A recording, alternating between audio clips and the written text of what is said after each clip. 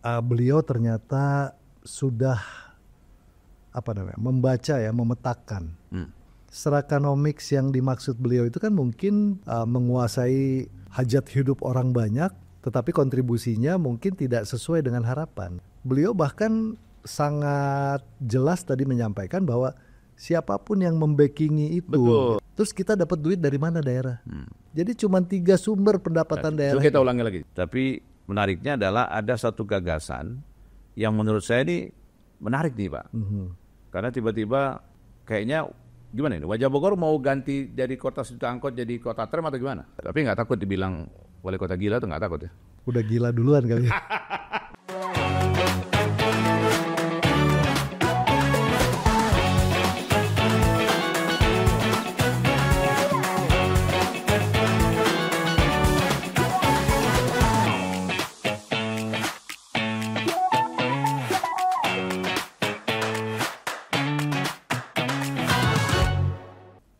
Selamat datang di Ruang Suara, saya Melandai Starto di edisi hari ini. Jadi rekaman ini dilaksanakan tanggal 15 Agustus. Ini posisinya malam nih, tapi hari ini tuh menariknya adalah tadi pagi sampai siang atau sore kita mendengarkan pidato Presiden Prabowo di MPR RI, nota keuangan dan juga RAPBN 2026. Tentu banyak yang menarik disampaikan oleh Presiden Prabowo Subianto. Jadi suasana gedung MPR hari ini banyak senyumnya, sebenarnya banyak ketawa-ketawanya, tapi ini juga dilihat oleh semua DPRD di Indonesia. Juga di Bogor, DPRD Bogor juga melakukan rapat paripurna untuk mendengarkan pidato Presiden Prabowo Subianto. Tentu yang salah satu yang hadir itu adalah wali kota, misalnya wali kota Bogor. Untuk itu saya tahu bahwa jadwal beliau ini padat, sampai kita pada akhirnya dapat jadwal di akhir, karena kita tahu memang kita menunggu sampai beliau pulang dari kantor DPRD. Belum pulang, ini satu lagi. Pulang dari kantor DPRD itu ya? Enggak, dari setelah ini masih ada. Masih ada, oke. Jadi kantor pulang dari kantor DPRD. Pak Deddy, apa kabar Pak Deddy? Alhamdulillah baik. Sehat ya? Kang Maulana. Ini hari ini padat ya? Padat terus sih sebenarnya, tapi hari ini agak lebih maraton kayaknya. Ini kan kita rangkaian peringatan hari ulang tahun Republik Indonesia kan. Betul. Jadi memang banyak hal-hal yang harus kita isi, harus kita penuhi, paling tidak sebagai bagian dari partisipasi kita lah. Iya, betul. Dalam rangka memperingati HUT RI ini. Tapi memang tanggal 15 itu banyak ditunggu oleh banyak pihak sebenarnya. Yang paling nunggu ASN biasanya. Ada kenaikan gaji atau enggak, ya kan? Betul nggak? Yang kedua, ya mungkin banyak pihak juga yang menunggu kebijakan Presiden soal menghilangkan tantiam tadi juga didengarkan ya. Tapi yang ingin saya tahu juga misalnya kan kita jarang nanya. Kalaupun DPRD harus mendengarkan, melihat bersama dengan kepala daerah, apakah pidato Presiden hari ini tuh mengisrakan sesuatu kepada kepala daerah? Apa yang ditangkap oleh Pak Wali Kota soal itu? Yang menarik sebetulnya beliau ternyata sudah membaca ya, memetakan ya semua persoalan-persoalan dasar di negeri ini. Yang salah satunya yang beliau sampaikan langsung tentang serakanomics itu kan. Oh iya, itu ada istilah baru sih ini ya. Jadi memang kalau kita bicaranya soal keadilan, pemerataan begitu kan, memang dimulainya dari situ. Cuman jangan lupa serakanomics yang dimaksud beliau itu kan mungkin dari sektor swasta ya, yang memang mungkin mereka menguasai hajat hidup orang banyak, tetapi kontribusinya mungkin tidak sesuai dengan harapan, kan begitu kan? Nah implikasinya apa ya? Implikasinya kepada anggaran pembangunan yang mungkin harusnya di 100 tetapi ternyata hanya 50. Nah kan itu yang beliau sampaikan kan? Iya betul. Kemudian juga beliau bahkan sangat jelas tadi menyampaikan bahwa siapapun yang membackingi itu, betul, gitu kan? Mau jenderal, mantan jenderal, bahkan anggota partai dan lain sebagainya. Dan itu sebetulnya mencerminkan sebuah kepiawaian ya dalam beliau memetakan permasalahan dan kemudian bagaimana secara lugas beliau menyampaikan di depan forum paripurna MPR kan, gitu. Itu lugas apa terus terang itu sebenarnya? Ya harusnya Ini agak belak-belakan nih presiden yang dalam satu konteks ini. Mengemas tentu saya lebih ngomong lugas ya. Iya. Dan di satu sisi yang lain tentu masyarakat yang selama ini mungkin melihat juga tetapi tidak mau menyuarakan, akhirnya juga merasa punya teman kan gitu kan. Iya betul. Nah itu kurang lebih tadi yang kita dengar dari beliau. Tapi kan kita nggak boleh lupa Pak Dedi. Tadi sebelum Pak Presiden ngomong soal serakanomik, pembukaan Ketua DPR RI Bu Puan Maharani itu menarik soal efisiensi. Dan itu pasti akan dibicarakan semua orang, mau pemerintah daerah, pemerintah pusat, KL dan sebagainya. Efisiensi dan minta anggaran ditambah. Gimana tuh? Berhasil nggak efisiensi versi presiden itu? Ketika kita bicara soal tadi bahwa pembangunan harus dilakukan percepatan kan gitu. Kalau menurut saya dalam praktek pemerintah daerah ya, yang namanya perjalanan dinas itu adalah harapan. Jadi kan berbeda ya Indonesia dengan luar negeri ya, dengan Eropa. Ini wali kota lugas juga ya, langsung perjalanan dinas. Saya belum nanya poin loh. Bukan, karena beliau sendiri menyampaikan. Betul. Beliau sendiri menyampaikan. Jadi berbeda. Contohnya begini, kita itu ya Kota Bogor saja itu tidak bisa menghidupi dirinya sendiri, hanya mengandalkan sumber daya yang ada di Bogor. Nah, bahwa kedatangan keluar masuk berbagai pihak ya yang ke Bogor itu kan kemudian menghidupkan industri hospitality di Bogor. Ya. Restoran, kafe, hiburan itu kan perlu orang yang datang. Yang di-trigger oleh suatu kegiatan.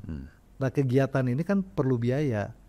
Nah, karena birokrasi sebagai motor penggerak ekonomi nasional, ya karena tadi jumlah wisatawan Indonesia setahun berapa sih? Berbeda dengan Inggris misalnya kan. Penduduk Inggris berapa?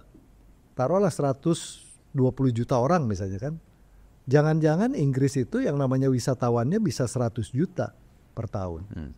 Nah kalau Indonesia dengan 280 juta orang, taruhlah wisatawan yang datang ke Indonesia hanya 25 juta misalnya. Atau bahkan 20 juta, atau bahkan 18 juta. Jadi kehidupan kita itu ditopang oleh saling mengisi satu daerah dengan yang lain. Bahwa kemudian di dalam perjalanan dinas itu ada hal-hal yang tidak transparan, ada hal-hal yang kemudian dianggap manipulasi. Nah itu harus kita koreksi. Tetapi akibat dari efisiensi yang dimaksud ya tadi ada juga dampak negatifnya. Di satu sisi barangkali seperti yang sudah beredar ya di di media, ada 2 hotel loh di Bogor yang tutup. Ya, karena tidak ada dari Januari sampai dengan bulan April atau Mei. Ternyata okupansinya sangat rendah. Biaya operasionalnya sangat tinggi. Nggak tutup ya. Nah, akhirnya tutup. Nah, kemudian ada harapan baru. Begitu Pak Tito, Menteri Dalam Negeri menyampaikan bahwa sekarang perjalanan dinas boleh dilakukan atau kegiatan juga boleh dilakukan di hotel. Harapan itu muncul. Ya. Jadi paling tidak memang buat kita daerah yang sangat bergantung ya dari kegiatan pemerintah pusat, ya harap-harap cemas dengan adanya efisiensi. Tapi efisiensi di level pembiayaan operasional di dalam pemerintah sendiri gimana? Kan mungkin nggak hanya perjalanan dinas, semua hal. Karena gini, saya nggak tahu apakah Pak Dedi atau Pak Wali itu punya persepsi yang sama ya dengan kita atau dengan sama bahwa efisiensi itu selalu dikaitkan dengan pemotongan anggaran tuh. Padahal kalau didengarkan pidatonya Bu Sri Mulyani, beberapa kesempatan, Pak Prabowo sendiri, Mensesnek dan sebagainya, kayaknya enggak itu deh. Tapi selalu diartikan motong anggaran tuh sampai nggak boleh. Ya sebetulnya sih realokasi barangkali ya lebih tepatnya. Atau dulu tuh disebutnya zaman COVID itu. Oh, refocusing. Refocusing. Nah, saya harus bicara dulu profil Bogor. Nah, Bogor itu ya ada kurang lebih 120-an hotel mulai dari Wisma sampai dengan Bintang 4. Nah, okupansinya ini yang tertinggi itu hari Senin sampai Jumat. Bukan weekend. Bukan weekend. Sabtu Minggu itu justru okupansi waktu normal ya, tahun sampai dengan akhir 2024. itu okupansi Sabtu Minggu itu taruhlah di 52%. Tetapi di hari Senin sampai Jumat okupansinya bisa 70 sampai 80%. Oh ya? Nah, siapa yang ngisi kegiatan pemerintah pusat di Kota Bogor? Kementerian Kesehatan bikin bintek, Kementerian Perindustrian bikin rapat, Kementerian Pertahanan ada training kan gitu kan, dan seterusnya.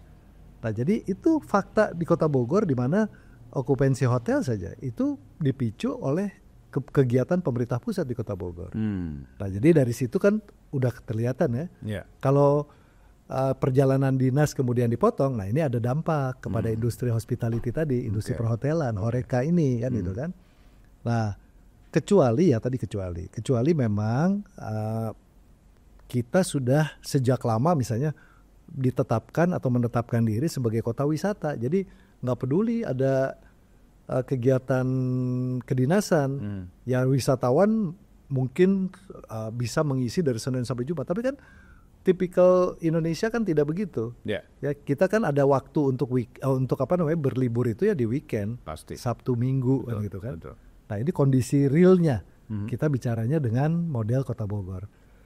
Dan kemudian ada refocusing ya atau realokasi anggaran sebetulnya bagus juga. Kan beliau sampaikan yang biasanya dipakai untuk perjalanan dinas maka dipakailah untuk kegiatan pembangunan infrastruktur di bidang kesehatan, di pendidikan, di bidang sosial. Itu sudah bagus lah. Jadi artinya kita punya kesempatan yang selama ini mungkin pembagiannya lebih besar ke sana kemudian direalokasi tadi. Nah, ini bagus. Kita setuju juga. Cuman ada dampak di belakang nih. Betul. Itu aja. Itu dia. Jadi bukan semata-mata selalu efisiensi ini jelek, tidak juga, tetapi ada dampak. Dampak pasti ada. Minimal mengubah kebiasaan kan. Sudah pasti karena kan begini, perjalanan dinas itu kan harus ada resiprokal ya. Dari sana ada, di sini ada, kan begitu kan? Harus ada timbal baliknya. Betul. Nah kalau kita doang yang berangkat ke sana, nggak pernah ada yang datang juga, saya pikir juga kan? Juga, ya. Oke. Ya. Menarik tuh. Tapi yang lebih menarik tuh, ada yang juga menarik nih akhir-akhir ini Pak Wali. Sebenarnya nggak ke Pak Wali, tapi kan orang memandang kepala daerah nih sekarang. Arahnya tahu Pak ya? Belum. Jadi harus saya ngomong nih kan. Jadi kasus di Pati itu kayak mengarah ke akhirnya orang mencari-cari nih soal soal menaikkan, dianggap bahwa kan ada analisis begini Pak. Kenapa dilakukan itu? Oke, sudah banyak analisis mengenai politiknya. Tapi jarang juga orang melihat bahwa ada alasan non politik yang disampaikan. Sebetulnya gini. Ya itu kan gitu. Sebetulnya hitungannya hitungan fiskal ya. Iya, karena daerah nggak punya uang. Iya. Maka dilakukan. Karena itu bagian dulu. Itu gimana tuh? Kang Maulana, kota kabupaten itu dapat duitnya dari mana sih? Nah itu. Ya, maksud saya gitu. Kan gini, PPN itu kan masuk ke pusat. PPh 21, 25, 23, 29 dan seterusnya itu kan masuk pusat.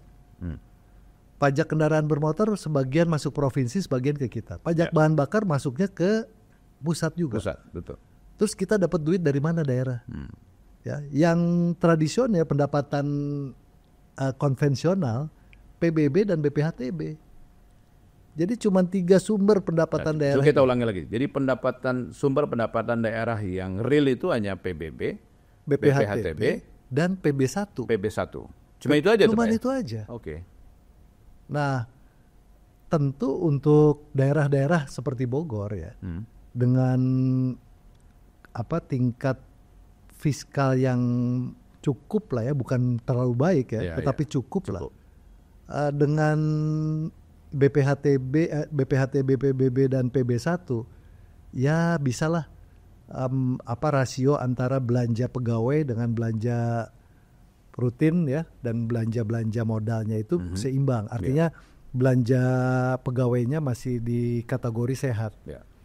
Tetapi untuk daerah-daerah lain yang nggak punya kesempatan seperti Bogor, ya tidak ada tuh kunjungan dari kedinasan dari mana-mana, tidak punya kebun raya, tidak punya istana, tidak punya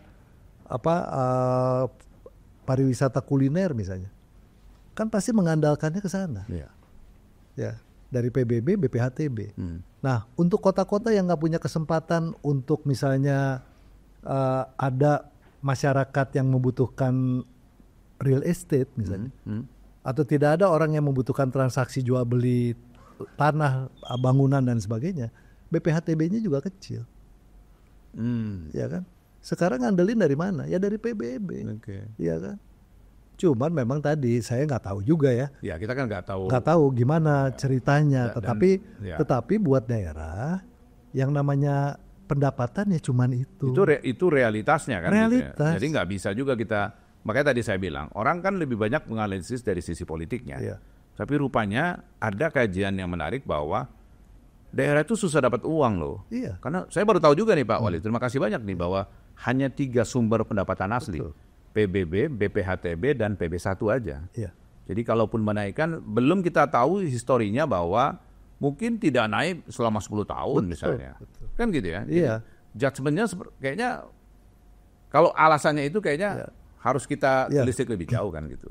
Soal reaksi dan itu lain lagi ceritanya kan gitu. Dan begini, kan misalnya ya, di satu daerah punya industri, punya tambang, punya pelabuhan, punya bandara. Kan uangnya nggak ke daerah. Itu ke pusat semua Pak? Semua ke pusat dong, ya kan? Itu katanya dana transfer daerah? Nah nanti di pusat diakumulasikan semuanya kan, dari berbagai daerah. Nah baru kemudian didistribusikan lagi. Contoh Bogor saja. Bogor kalau saya dapat informasi dari Kakanwil DJP 3 Jawa Barat, pendapatan pajak ya di luar tadi PBB, BPHTB dan juga PB1 itu kurang lebih 13 triliun. Oke. Ya, orang belanja di minimarket. Kan nggak dapat apa-apa kita kan? Iya. Ya kan? Uangnya ada PPN masuknya ke pusat. Orang beli mobil kan nggak dapat apa-apa kita. Nah, jadi setelah diakumulasikan seluruhnya, kemudian nanti berapa persen Pak? Kurang lebih 10% lah. Berarti 1,3 T aja? 1,3 T. Cukup Pak? Enggak lah. Ya kan, dengan kalau Kota Bogor dengan 1,4 juta dengan luas 111 km persegi dengan permasalahan sosial, permasalahan kesehatan, permasalahan pendidikan yang begitu kompleks, uang segitu kecil. Ya. Berat juga ya. Kalau kita memang, kalau reaksi masyarakatnya itu begitu agak repot juga karena faktualnya daerah sedang mencari uang untuk melakukan pembangunan kan gitu. Kan kita pikir bahwa 13 T di sana mungkin kembali setengah, rupanya cuma 10%, 1,3 Iya, karena kan T begini, aja. tentu di pusat kan kita juga harus berpikir, kita kan subsidi silang ya. Iya, betul. Ada daerah yang minus, yang belanja pegawainya mungkin di atas 50%, ya dibanding pendapatannya. Ya tentu kan kita sebagai bagian dari NKRI ya sudah sewajarnya lah. Nah artinya apa? Artinya mungkin pemikiran kita ya harus ada efisiensi di kegiatan pemerintahan pusat begitu kan? Harus lebih lebih bijak mungkin ya. Karena kan uang ini dikumpulkan dari masyarakat. Kan orang selalu ngomong, oh kan saya udah bayar pajak, tunggu dulu pajak yang mana kan gitu kan? Iya itu. Nah karena tadi pembagiannya seperti itu. Jadi kita sebetulnya sejauh ini ya kita kan pengennya ya sesuai dengan prioritas ya, dan harus sifatnya berkeadilan kan itu kan. Itu menjadi penting. Jadi publik harus tahu Pak itu. Jadi kadang-kadang kita nggak bisa juga menjudgment sesuatu mungkin di POV Anda atau mungkin di front page sosial media Anda muncul hal-hal. Tapi kan jarang juga kita tahu bahwa memang sedikit itu sumbernya. Dan nggak banget jumlahnya Pak. Kalau lihat kebutuhan Pak, sekelas Bogor aja, ya nggak banget Pak. 1,3 T itu ya nggak banget. Banyak yang mau dibangun, banyak yang mau diselesaikan problemnya. Dari sumber perimbangan keuangan pusat daerah. Ya, betul. Nah kemudian ada juga dari sumber perimbangan keuangan pusat daerah yang dialokasikan ke provinsi, kemudian didistribusikan lagi ke daerah. Ada juga. Ada juga. Ya, tapi belum cukup juga. Kan. Kalau bicara kebutuhan dong, kan kita mau maju kan. Oh iya, betul. Mungkin bisa dinikmati dulu kopinya. Setelah ini saya mau nanya ke transportasi. Selain ini saya akan jadi warga Bogor yang asli, Ya. karena ada janji beliau dulu soal transportasi setelah satu ini.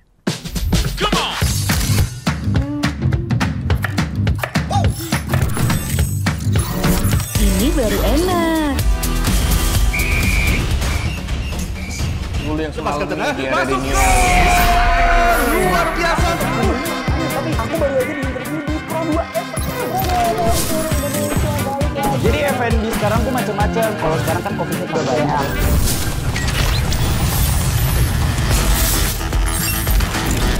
Eits, jangan rebutan. RRI bisa dinikmati dari mana aja dan di mana aja. RRI multiplatform, multi konten.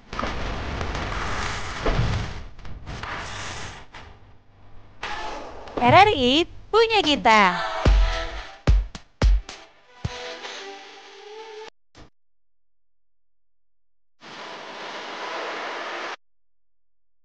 Jadi kita masih ngobrol nih soal ini. Jadi tadi saya janji bahwa saya akan jadi orang Bogor nih kali. Ya. Jadi Pak Wali Kota ini, Pak Deddy Rahim ini dulu Wakil Wali Kota sebelumnya. Tapi menariknya adalah ada satu gagasan yang menurut saya ini menarik nih Pak. Karena tiba-tiba kayaknya gimana ini, wajah Bogor mau ganti dari kota sejuta angkot jadi kota tram atau gimana? Kan ini gimana tuh? Bapak melihat apa tuh? Sebetulnya apa penilaian ya, itu tuh? sebetulnya sejuta begini. angkot tuh ya kan? Ya, sebetulnya begini ya. Yang pasti kita harus merubah posisi Bogor suatu saat ya. Manakala ibu kota itu pindah ke IKN. Bukannya nggak jadi? Saya masih optimis jadi. Oh ya? Iyalah. Karena beliau tadi Pak Presiden nyampaikan juga ya secara gamblang di dalam forum terhormat Ya. bahwa IKN akan diteruskan. Oke. Ya. Diteruskan pembangunannya kan belum tentu pindah Pak. Ya, tapi kan kita bicaranya kan antisipasi ya. Ya. Tapi karena Jakartanya bukan ibu kota Pak ya? Betul. DKJ ya? DKJ. Oh oke. Make sense sih. Oke. Nah, jadi kalau kemudian hal itu terjadi suatu saat, kan kita sudah belajar di masa efisiensi sekarang. Ya. Di mana perjalanan dinas dari kementerian lembaga itu tidak ada yang datang ke Bogor pada saat efisiensi. Nah, itu akan terjadi manakala ibu kotanya pindah. Dan yang akan menggantikan posisi Bogor ini kan Penajam Pasir, Balikpapan, Samarinda. Ya. Nah, kalau Bogor tidak berubah ya, 5, 10, 15 tahun lagi. Kalau Bogor masih menganggap kondisi ini adalah kondisi biasa-biasa saja, maka tadi kita melihatnya pendapatan daerah akan semakin menurun. Ya, karena tadi hotel mungkin sudah tidak layak lagi untuk bisa beroperasi. Ya. Ya, kemudian hal-hal yang lain tidak bisa menggantikan posisi kegiatan pusat, sementaranya kita flat saja, maka selesai. Nah, makanya tentu keinginannya kita memantapkan diri sebagai kota wisata saja dulu. Nah, di dalam roadmap Kota Bogor 2045, visinya itu Bogor kota sains kreatif maju berkelanjutan. Nah, jadi artinya gini, kita boleh memanfaatkan. Jadi kalaupun suatu saat Kota Bogor akan dikuatkan ya sebagai kota wisata, Ya. maka destinasi tujuan wisata di Bogor kan harus ditambah. Betul. Nggak mungkin cuma Kebun Raya dan Istana Bogor saja. Pasti. Nah, harus ada atraksi lah ya. Nah, sambil kita juga mengantisipasi program-program pemerintah pusat terhadap Kota Bogor. Contohnya apa? Satu, hari ini kita punya 3 proyek strategis nasional yang bersinggungan dengan Kota Bogor. Apa itu Pak? Yang pertama double track kereta Bogor Sukabumi. Oke. Ya, double track. Ini sudah hampir selesai lah. Oke. Ya. Kemudian yang kedua Perpres 49 tahun 2017 tentang percepatan proyek LRT ke Kota Bogor. Oh, LRT Ya, kelihatan ya. ya. Oke. Yang ketiga Bogor Outring Road. 3 proyek strategis nasional ini ada 3. Nah, kalau posisi Bogor sekarang tadi ya di satu sisi menjadi kota wisata, kemudian kita kemudian sebagai penyangga Jakarta yang akan dijadikan sebagai kota bisnis begitu ya. Dengan kondisi kementerian lembaga sebagian sudah pindah ke IKN. Okay. Ya. Maka bisa dibayangkan nggak kalau LRT sampai dengan ke Bogor? LRT itu kan kereta. Kereta dengan berapa kar? Satu rangkaian itu ada 5 kar. Satu kar itu 50 orang kali 5 250 orang. Kemudian di dalam Perpres disebut mendaratnya di mana? Mendaratnya di Baranang Siang. Nggak ada LRT aja udah macet. Ya kan? Nah, kita harus mempersiapkan sistem transportasi yang ya paling tidak bisa menurunkan penumpang dan kemudian menyalurkan dalam jumlah yang kurang lebih sama. Dan yang paling tepat tram. Ya. Kita sudah ada kajian-kajiannya. Sudah ada kajian-kajiannya. Dan yang penting juga begini, ini bukan hanya masalah LRT sampai ke Kota Bogor gitu kan. Tadi kita juga kan tentu ingin wajah Kota Bogor berubah. Itu yang saya ingin tanya, Pak. Udah siap nih mengubah wajah kota hujanan, kota angkot jadi kota. Ya kan kita punya program. Jadi sudah lama kita punya namanya rerouting, konversi dan reduksi angkot. Reduksi angkot. Angkot. Itu pernah kita dengar. Jadi kalau kita lihat ya, hampir tidak ada di kota-kota modern ini kan angkutan itu ya morat-marit ya. Angkutan itu misalnya level service-nya rendah banget. Sekarang dari Bogor sampai Halim 40 menit. Betul ya. Dari Halim ke Bandung naik bus 30 menit. Ya kan? Balik lagi ke Halim, dari Halim naik LRT, naik MRT, naik Transjakarta. Ya, level service delivery-nya itu kan sudah tinggi sekali. Dengan 40 menit dari Jakarta ke Bogor, masa kita masih pakai transportasi publik yang service levelnya itu rendah. Ya kan Bogor Jakarta kan nggak jauh. Nggak banget ya sekarang. Alternatifnya banyak lagi kan sekarang. Nah, Bekasi sudah nyampe LRT. Kemudian MRT sedang dibangun sampai Tangerang Selatan. Betul. Nah, kalau LRT sampai Bogornya tidak siap, maka kita hanya jadi penonton dan akhirnya kita tidak bisa mengimbangi. Tapi reduksi angkot tuh nggak mudah juga kan, Pak? Kan ada aturannya. Angkot ini kita batasi masa operasionalnya maksimum 20 tahun. Sekarang rata-rata angkut di Bogor berapa tahun? Ya sudah 19 tahun lah. 3 tahun lagi dong? 3 tahun lagi. Jadi setahun itu setelah itu berhenti?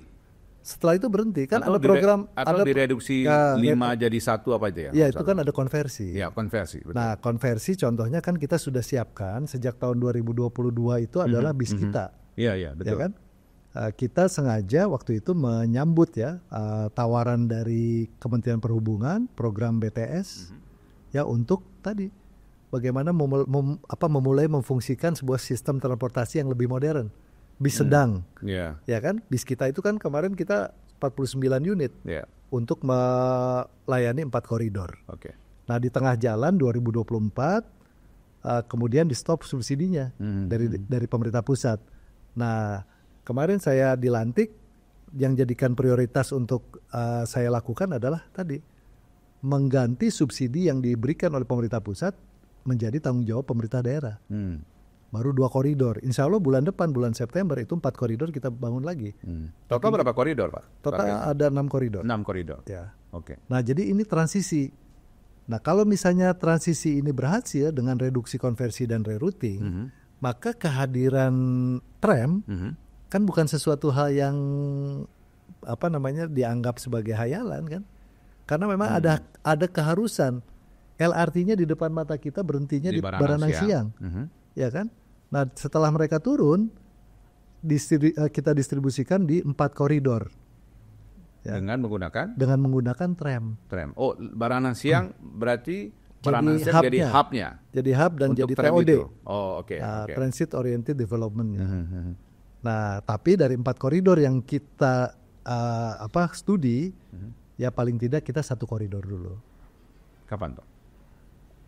Saya sudah ketemu dengan Dirut PT Inka 3 minggu yang lalu kalau nggak salah. Ya 3 minggu yang lalu.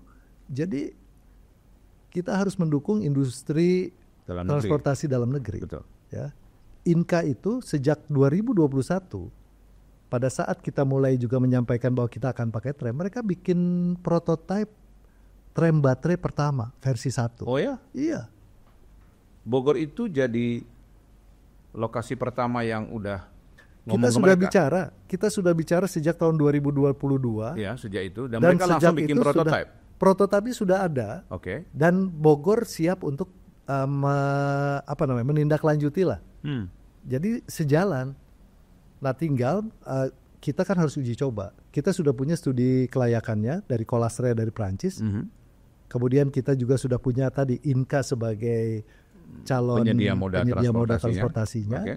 Kemudian regulasinya sudah ada dari perdanya sudah ada.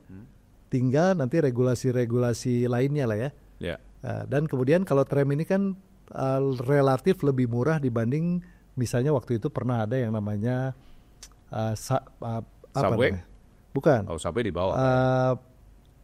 Namanya Metro Kapsul. Oh, ya? Metro Kapsul. Metro Kapsul dari PT PP Persero kalau nggak salah. Okay. Nah, mereka sudah bikin juga prototipenya. Dan yang lebih cocok tram? Nah, Metro Kapsul dan yang lain itu elevated, pakai beton di atas. Nah, dari kajian kita kalau di atas maka akan ada dampak terhadap misalnya jumlah pohon. Iya, ya. Sedangkan kita tahu bahwa Bogor penyangga kan. Iya, dan tipikal Bogor ini kan hampir sama dengan kota-kota di Eropa ya. Iya, betul. Jadi artinya yang penting elevasi mencukupi nggak untuk kekuatan tram untuk nanjak misalnya kan. Kemudian sharing lainnya cukup nggak kan gitu kan. Nah, ini sudah ada dari kajian dari Colasre dari Prancis. Dan rekomendasi mereka bilang bahwa tram itu cocok untuk di Bogor. Nah, sepotong rel ya sudah kita tanam. Di mana, Pak? Di Jembatan Otista. Oh ya? Iya. Kok nggak pernah kelihatan sih? Nah, nantilah. Ditutup apa gimana? Ditutup aspal lah. Nanti kalau memang jadi, kan itu tinggal kita dibuka. Iya. Nah, saya sudah bicara dengan Dirut Inka juga. Mereka akan uji coba yang prototipe tramnya di Kota Bogor. Kapan, Pak itu? Tahun depan? 2026 akhir lah. Usia operasi ya kan tahun depan kan? Ya. Berarti bersamaan dengan. Tapi uji coba ya. Uji coba itu hanya trek pendek ya. Iya. Kita coba rancang dari ujung alun-alun Kapten Muslihat. Oke. Sampai dengan Jalan Pengadilan, Jalan Dewi Sartika. Oke. Ya, kurang lebih setengah kilo lah. Nah, mereka juga perlu melaksanakan uji coba yang rutin. Yang operasional tes lah ya di situ. Ya sama kayak MRT dan LRT di aglomerasi kan itu lama kayaknya uji cobanya bisa 6 bulan. Ya. Kalau ini mungkin 1-2 tahun. 1-2 tahun ya uji cobanya. Ya sambil kita matangkan kan dari sisi kemampuan fiskal kita ditambah dengan mungkin investasi atau memang ada semacam KPBU ya, jadi kerjasama pemerintah dengan sektor swasta. Oh, oke. Ya. Tapi gini Pak, ini nggak dipandang radikal ya Pak ide ini. Ini wali kota gila juga nih katanya. Oh, saya pikir enggak lah. Karena angkot itu Pak, tadi wajah yang satu ini itu agak susah Pak. Bertahun-tahun tuh nggak selesai kan. Ya kita kan bicaranya sudah panjang. Keberadaan bis kita aja kan juga bukan tidak ada diskusi-diskusi panjang kan. Tapi kan kita kan gini Pak, kalau diskusi panjang, setiap kepala daerah itu pasti melakukannya. Ya masalahnya. Tapi eksekusi itu yang susah. Ya, makanya kalau memang ada kesempatan ya kita eksekusi. Kan kenapa? gitu. Karena LRT kalau sampai di Bogor, kebayang nggak? Di di Baranang Siang nanti ngumpul lagi tuh, ojek misalnya kan, atau angkot. Kebayang nggak? Angkot aja udah menakutkan, belum lagi ojek lebih menakutkan lagi. Ya makanya. Ojek menakutkan lagi. Nah itu tuh yang di samping fungsi tadi ya, fungsi bagaimana mereduksi, kemudian merubah wajah kota. Kan kalau kemudian tram ini bisa ada di Bogor, kan ini menjadi atraksi wisata. Ya itu. Ya kan, jadi orang mau ke Bogor sama seperti kita naik bus. Bus itu penumpangnya udah 10 juta sekarang. Iya benar tuh. Ya, dulu kan orang pikir mahal banget nih bus, tapi kayaknya enggak deh. Enggak sekarang malah orang berebut naik bus. Iya betul. Saya ke Bandung udah nggak pernah bawa mobil lagi, karena pakai bus. Enggak worth it juga, walaupun misalnya mahal gitu anggapannya, tapi kalau kita bicara efisiensi waktu dan sebagainya tuh sebenarnya masuk akal tuh. Tapi nggak takut dibilang wali kota gila tuh nggak takut ya? Udah gila duluan kali.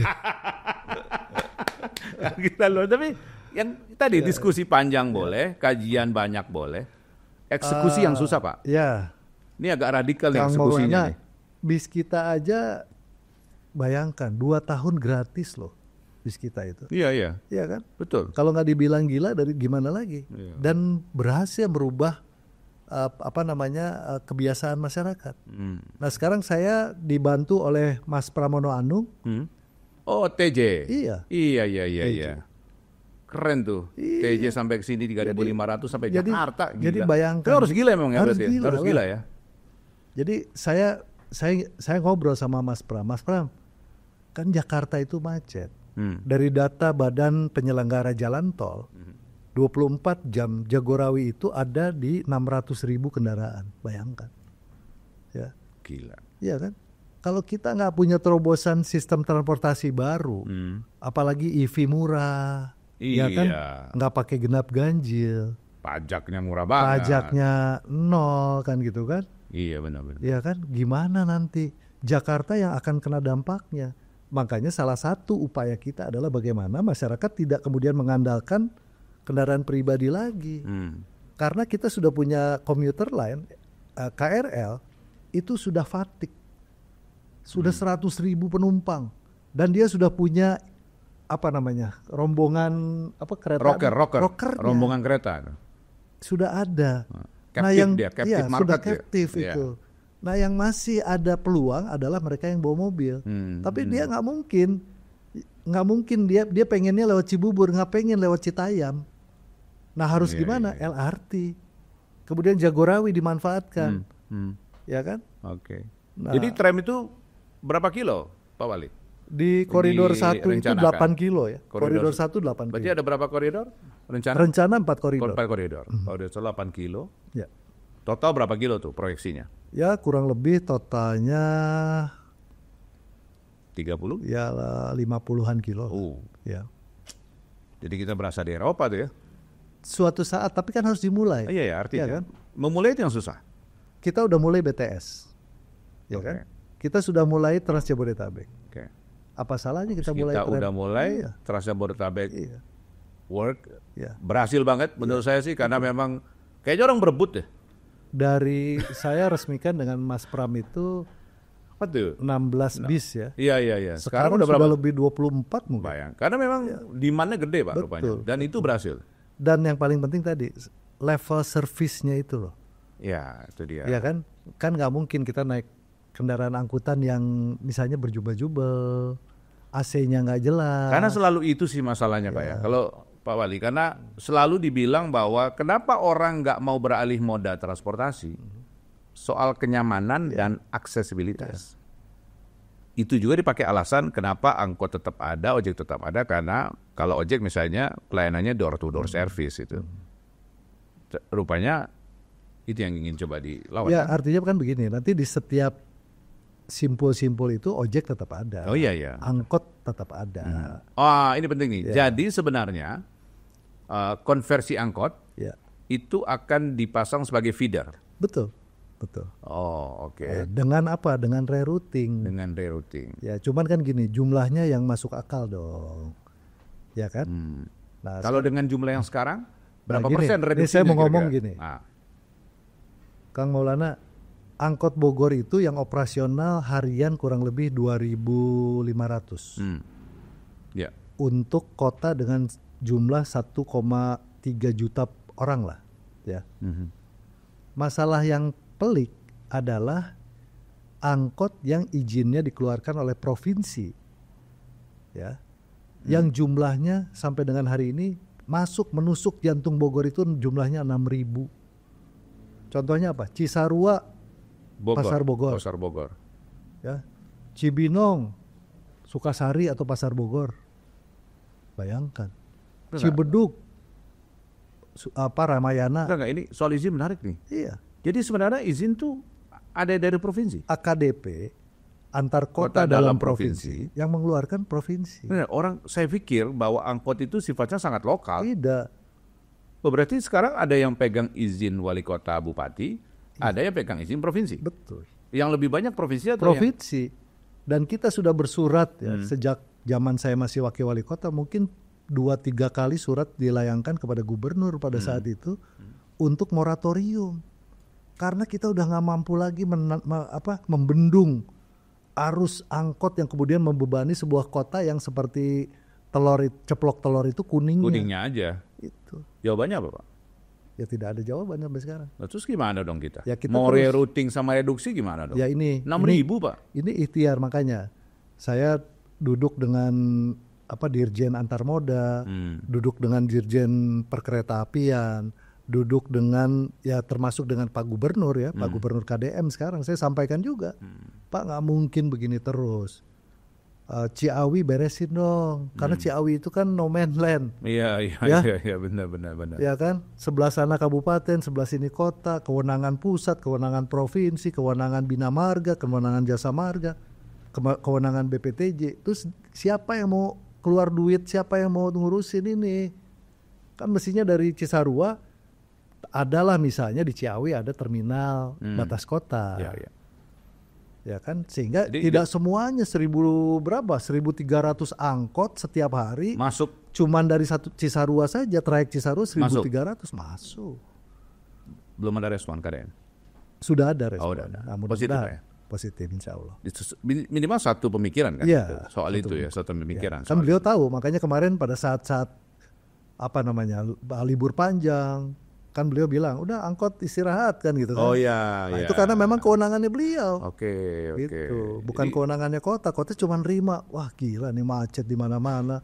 Angkotnya kebanyakan. Jadi sebenarnya orang menghujatnya kan ke kita. Iya, itu dia karena dipikir bahwa izin angkot cuma dari pemerintah kota aja. Rupanya ada provinsi. Dan itu lintas antar kota dalam provinsi. Ya, belum lagi ya L300 yang bobrok itu. Oh iya tuh, itu kacau Bogor juga. Cianjur, Bogor Sukabumi. Kan bukan kita yang ngeluarkan izin. Iya kacau, yang bisa jalan di pinggir-pinggir jalan itu. Iya.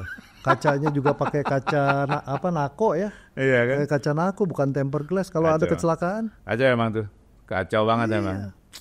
Tapi saya senang Pak kalau pemimpin daerah tuh gila tuh senang. Karena untuk eksekusi terus gila Pak. Kayaknya, memang bukan kayaknya sih. Kalau saya boleh personal opinion ya dalam podcast ini saya mau bilang harus gila sih. So branding gilanya jangan dihilangin Pak ya. Ya kita kan gilanya dalam bentuk kebijakan yang benar. Oh iya, kan. apapun itu pokoknya harus gila Pak. Ya, kita nggak perlu terlalu cari-cari panggung. Yang penting kita bisa selesaikan masalahnya. Iya betul. Itu aja. Karena orang gila jarang cari panggung. Iya betul. Lihat aja sih jalan orang gila kan, mana cari panggung kan gitu. Tapi dia kita menunggu Pak, mau uji cobanya 0,5 kilo mau uji cobanya, tapi kalau itu memang diboleh dan saya penasaran yang di Jembatan Otista. Ya. Itu udah ada ya, udah ditanam tuh. Waduh, kayaknya malam bagusnya nggak kelihatan. Suruh Pak Dedi tanam aja gitu. Tapi terima kasih Pak Dedi sudah menjelaskan soal banyak hal, juga soal tram. Karena saya harus menanyakan itu karena saya warga Bogor. Jadi janjinya mana nih? Rupanya oke. Ya bertahap lah ya. Oh iya, betul. Tidak mudah dengan kemampuan fiskal kota ya yang terbatas tadi. Dari mulai PPN, PPH 21, 23, 25 ke pusat, pajak bahan bakar ke pusat, pajak kendaraan bermotor bagi dengan provinsi. Dengan kemampuan fiskal kita yang terbatas tentu kita kan harus ada terobosan. Dan rasanya memang ya perlu juga gitu kan ada semacam support dari berbagai pihak. Harus dong. Harus dong.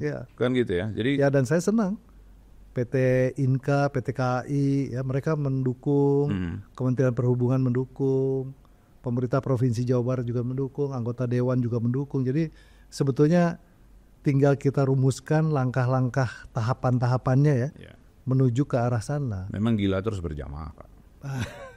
Kalau sendiri nggak enak. Kalau jemaah kan kalau gila berjamaah nggak gila, karena jemaah kan, kan semuanya gila kan jadi nggak gila. Tapi terima kasih Pak Dedi ya, sudah menyampaikan ini dan menjawab beberapa hal yang memang harus saya tanyakan ke Pak Dedi. Karena sekali lagi bahwa pembangunan itu nggak cukup bicara soal komitmen wacana, tapi bicara soal eksekusi itu dan didukung oleh warganya. Betul. Jadi warga tuh jangan mudah protes menurut saya. Lihat dulu, telaah dulu, baru kita pikir oh itu maksudnya. Jadi biasakan jadi bangsa yang besar. Ya. Terima kasih, saya Maulana Estarto. Sampai jumpa. Saya Dede, asalnya dari Tanah Sareal. Transportasi umum sekarang udah jadi hal yang sangat penting ya, apalagi sekarang kan Bogor tuh kalau weekend selalu macet ya. Pernah dengar juga tuh wacana rencananya mau ada kereta di jalan yang tram itu ya. Itu sebenarnya idenya bagus tuh. Cuma kan harus dipikirin secara matang. Apakah transportasi itu bisa jadi solusi biar Bogor gak macet terus. Tapi kan yang paling penting itu gimana budaya kita sebagai masyarakat buat manfaatin transportasi umum yang udah ada gitu. Nah, pemerintah juga kan nyiapin transportasi umum yang cocok nih buat masyarakat. Nah, kita sebagai masyarakat harusnya ngejaga dan ngebiasain diri buat pakai transportasi umum supaya nggak nambah-nambah macet tuh di mana-mana gitu. Nah, mudah-mudahan sih apa yang direncanakan sama pemerintah bisa bener-bener jadi solusi yang baik buat kita sebagai masyarakat. Halo, nama aku Nasya, aku dari Universitas Gunadarma. Tanggapan aku mengenai tram yang akan dibangun oleh Pemkot Bogor dan yang ramah lingkungan itu menurut aku bagus banget karena bakal ngurangin kemacetan juga, apalagi di Bogor. Terus aku juga bakal lebih efisiensi karena aku sering bolak-balik Jakarta, jadi menurut aku ini solusi yang bagus banget buat orang-orang Bogor, apalagi nyambung sama LRT Cibubur ke Baranang Siang. Jadi menurut aku itu solusi yang bagus banget buat Pemkot Bogor. Halo, perkenalkan nama aku Dira Kaironisa dari mahasiswa Gunadarma. Sini aku memberi tanggapan mengenai pembangunan transportasi tram Cibubur Baranang Siang yang dibangun oleh Pemkot Bogor. Itu menurut saya tindakan yang sangat bagus dan efisien, mengurangi kemacetan yang terjadi di Bogor, dan hal ini pun tidak merugikan pihak manapun baik KRR maupun LRT. Nah, dalam pembangunan ini pun menurut saya sangat bagus, mengurangi juga kepadatan di stasiun Bogor saat-saat jam kerja, apalagi di stasiun Bogor ini sangat padat sekali jika di waktu-waktu jam kerja. Jadi menurut saya sangat setuju. Oke, sekian dari saya. Terima kasih. Bye.